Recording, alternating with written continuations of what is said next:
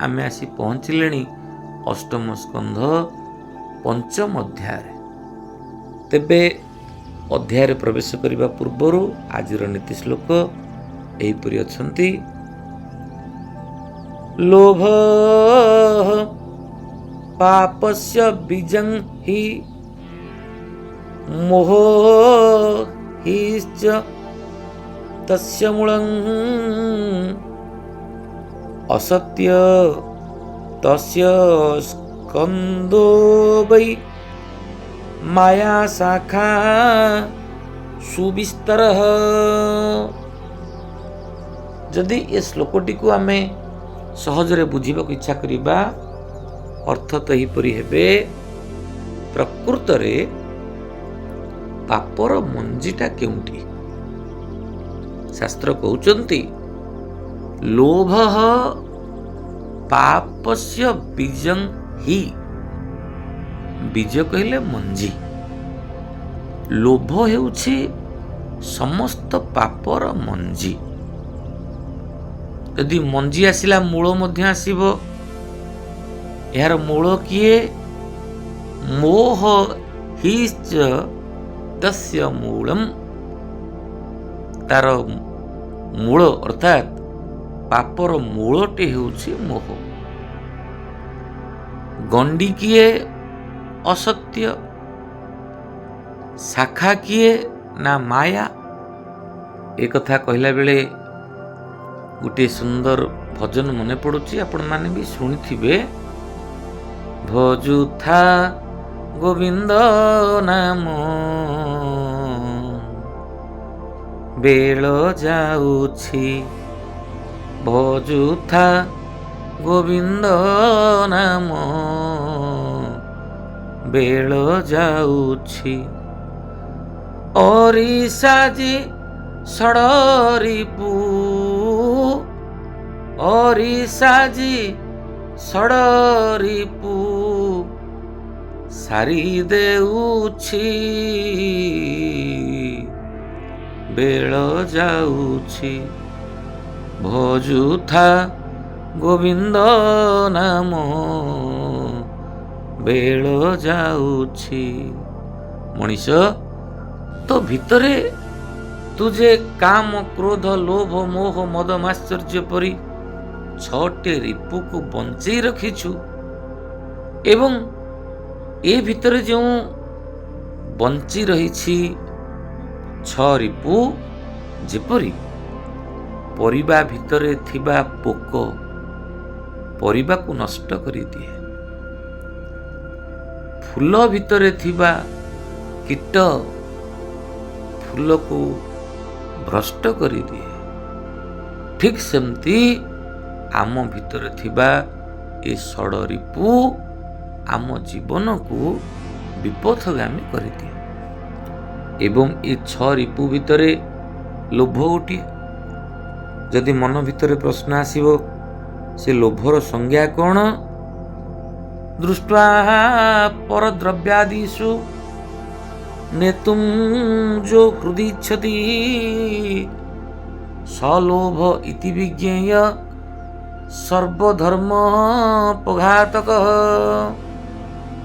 अन्यर द्रव्य को देखी नहीं जानते कि ये जो मानसिकता ताहार अन्य नाम हेउछि लोभ। मु किछि अधिका पाई जानती कि यार अन्य नाम हेउछि लोभ। एवं जोठी लोभ आसीगला सेठी समस्त धर्म बल नष्ट हेबो। जहा को विधाता जहा करिछि प्रदान ताहा लभी निज भाग्ये निजे से प्रधान। विधाता जहा को जहा देइछि सेइथिरे से माने खुशी हेबा उचित। वर्षा दिने देखिथिबा जुळजुळा पोक जहाको आमे केवल रात्रि काल देखिपारू। एमती तार पश्चात भाग टिके टिके लाइट धपधप हो जलुथिबो। जुळजुळा पोक कौन केबे तारा सहित हो ଜହ୍ନ ସହିତ ହେଉ, ଛାଡ଼ନ୍ତୁ, ମୁଁ ଦୀପ ସହିତ ଦିହୁଡ଼ି ସହିତ କମ୍ପିଟିସନ୍ କରୁଛି ନା। ତାର ଯେଉଁ ଟିକେ ଆଲୋକ, ସେ ଆଲୋକରେ ସେ ଖୁସି। ଠିକ୍ ସେମିତି ଆମ ଜୀବନରେ ମହାପ୍ରଭୁ ଆମକୁ ଯାହା ଦେଇଛନ୍ତି ଆମେ ସେତିକିରେ ଖୁସି ହେବା। ନାଇଁ, ଯଦି ତା ନହେଲା ଆମେ ସେତିକିରେ ମଧ୍ୟ ନିଜକୁ ପ୍ରଧାନ ବା ଶ୍ରେଷ୍ଠ କରିପାରିବା। ଯଦି ତା ନହେଲା, ପର ଭାଗ୍ୟ ଲବ୍ଧ ଧନେ ଅନ୍ୟ କଲେ ଲୋଭ, ଭୋଗ ହୋଇ ନ ପାରଇ ବଢ଼େ ମାତ୍ର କ୍ଷୋଭ। ଅନ୍ୟର ଧନ ସମ୍ପତ୍ତିକୁ ଦେଖି ଯଦି ଆମ ଭିତରେ ଗୋଟେ ଲୋଭ ସୃଷ୍ଟି ହେଲା, ନେଇଯାଆନ୍ତି କି ଦେଇଦିଅନ୍ତା କି, ତେବେ ଏକରେ ତ ମିଳିବନି, ଦୁଇରେ କ୍ଷୋଭ ବଢ଼ିବ, ଅଶାନ୍ତି ବଢ଼ିବ, ଜୀବନଟା ଆହୁରି ବିଲିବିଲା ହେବ। ଅତଏବ କାହିଁକି ଆମେ ୟା ସମ୍ପତ୍ତି ତା ସମ୍ପତ୍ତିକୁ ଚାହିଁବା? ବରଂ ନିଜେ ନିଜ ଭିତରେ ସନ୍ତୁଷ୍ଟ ରହିବା। ସଦ୍ଗୁରୁ କୁହନ୍ତି, କାମନାର ସୀମାଙ୍କନ କର, ତାରି ଭିତରେ ଶାନ୍ତିର ସୂତ୍ର ଅଛି, ଖୋଜି ପାଇବାକୁ ଚେଷ୍ଟା କର। ଏଇ ଯେଉଁ ଶାନ୍ତିର ସୂତ୍ର ପାଇବା ପାଇଁ ଆମେ ତ ସତ୍ସଙ୍ଗ ଲାଭ କରୁଛେ, ଆଲୋଚନାରେ ବସୁଛେ, ଧୀରେ ଧୀରେ ଭାଗବତ ଶୁଣୁଛେ। ତା ଭିତରେ ଆମ ଜୀବନକୁ ଗଢ଼ିବା ପାଇଁ କେତେ ଯେ ବାଟ ରହିଛି, ଏ ତ ଆମ ଅନୁଭବର କଥା। ମୃତାଖ୍ୟାନମଷ୍ଟାଭିଃ ଅଧ୍ୟାୟैରනුବର୍ଣ୍ଣ୍ୟତେ स्वभक्त पक्षपातेन जत्र जोषायितं विभोः। प्रिय दिव्यात्मन, श्रीमद् भागवत महापुराण आलोचना क्रम रे आमे तो आसी पहुंची सारिलेणी अष्टम स्कंद पंचम अध्याय। एठी आलोचना करा जिबे किपरि भाव रे समुद्र मंथन हैला। एई अध्याय रे से कथा कहूनी, धीरे धीरे एठू आरंभ हेबे। समुद्र मंथनर कथा, समुद्र मंथनरु विभिन्न रत्न समूहर कथा एवं विषमृतर कथा, किपरि भाव रे भगवानंकर मोहिनी कन्या रूप समस्तंकु मोहित करदेला, एपरिक शिवशंकर मध्य बाद पड़िले नाही। ए कथा को तो आम आलोचना करिबा। बसिचंती सुखदेव गोस्वामी। सुख कहंती गंगा कूले सकल महाऋषि मेले, हरिचरित सुधासार गज कुंभीर निस्तार। विगत अध्याय आम आलोचना करिचे। जड़े बंधु कहले, सार ये जो गज कुंभीर उपाख्यान कौन एतिकी? कहली जहा अच्छी ग्रंथ रे ना, आपण तो सबुबले कहती जे तत्व बुझिले तुटे भ्रांति, जन्म मरणु तरी जानती। एथिरे तत्व कौन रहिला आमे तो किछि सुनिलेनी। मने मने भाबिले, अरे बाप रे बाप, बढ़िया श्रोता। हाँ, आउ जड़े बंधु को थरे पचारली, मु कहली भाई आलोचना शुणुचंती भागवत ना? हाँ शुणुची। मु कहली केतेबेले शुणुचंती ना? कहतुनी जेतेबेले खाद्य सरुची, अन्य बेले तो समय होउनी। मु कहली सत कथा, आम तो ऑडियो क्लिप पठे दउचे एवं अनुरोध करुचे जहाकू जेतेबेले सुविधा होउची सेतेबेले सेमाने शुणंतु ना। परा मु ठीक जेतेबेले सोइबाकू जाउची सेतिकी बेले कानरे लगेई दउची कॉर्ड।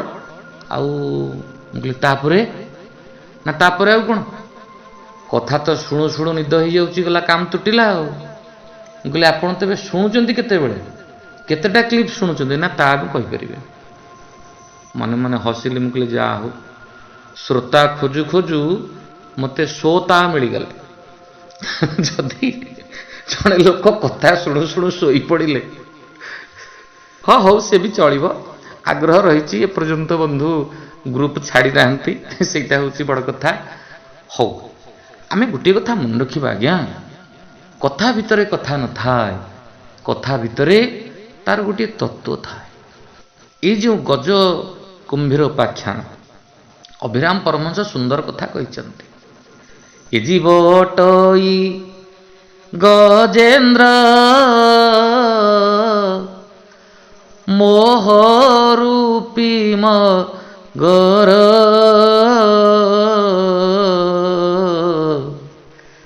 ଧରିଥିଲା ତାକୁ ତାରିଲେ ସେ ଯେ ସାରଙ୍ଗଧର। ଏ ଜୀବ ଅଟଇ ଗଜେନ୍ଦ୍ର।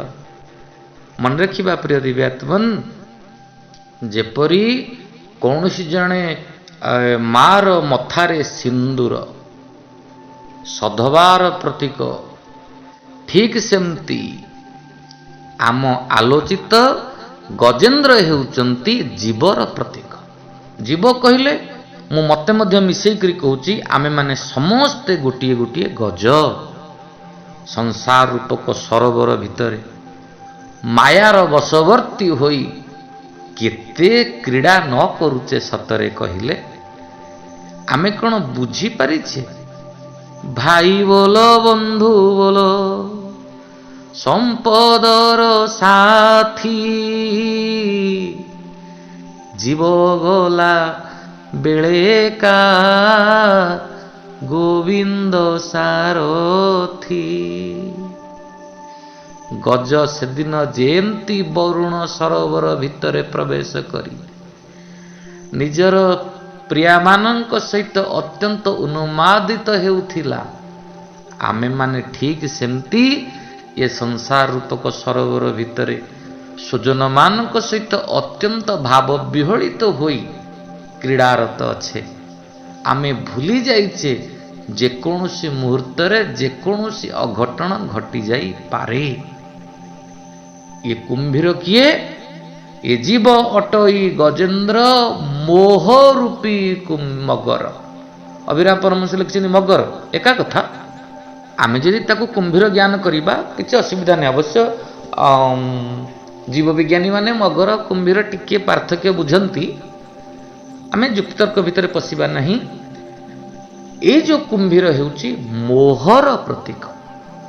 ଯଦି ଆମେ ସରୋବରକୁ ସଂସାରର ପ୍ରତୀକ, ତା ଭିତରେ ଜଳକୁ ମାୟାର ପ୍ରତୀକ, ଗଜକୁ ଜୀବର ପ୍ରତୀକ, ତେବେ କୁମ୍ଭୀର ମୋହର ପ୍ରତୀକ ବୋଲି ବୁଝିବା। ମୋହ କହିଲେ କ'ଣ? ମମ ପିତା ମମ ମାତା ମାମେବ ଗୃହିଣୀ ଗୃହମ୍ ଏବଂ ମେବ ମମତ୍ୱଯତ୍ ସମୋହ ଇତି ଉଚ୍ୟତେ। ମୋର ବାପା, ମୋର ମା, ମୋର ଘର ଇତ୍ୟାଦି ଇତ୍ୟାଦି, ଏ ସବୁ ହେଉଛି ମୋହ।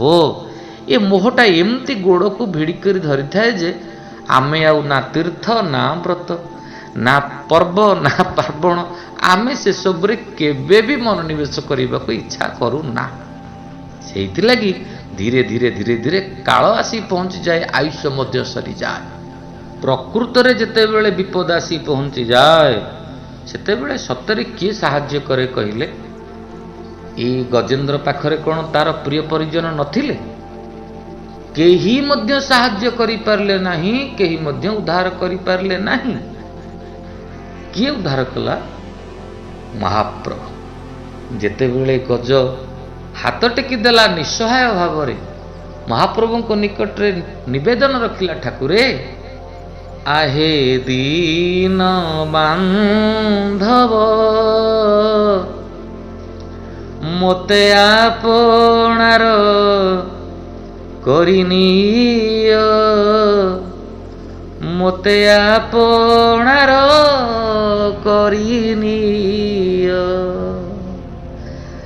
ସବୁ କାଢ଼ି ନେଇ କାଙ୍ଗାଳ ସଜାଇ, ସବୁ କାଢ଼ି ନେଇ କାଙ୍ଗାଳ ସଜାଇ, ଶ୍ରୀଚରଣେ ସ୍ଥାନ ଦିଅ,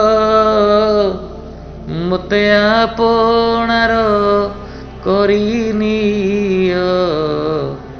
ହାୟ ଦୀନ ବାନ୍ଧବ ମୋତେ ଆପଣାର କରିନିଅ।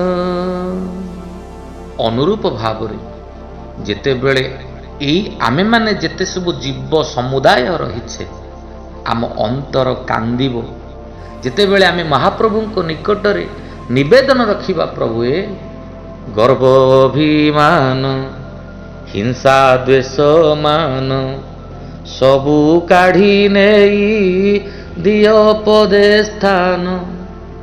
ଧନ ଦୌଲତ କାମନା ବିଭବ ନିଅ ହେ କାଢ଼ି ନିଅ।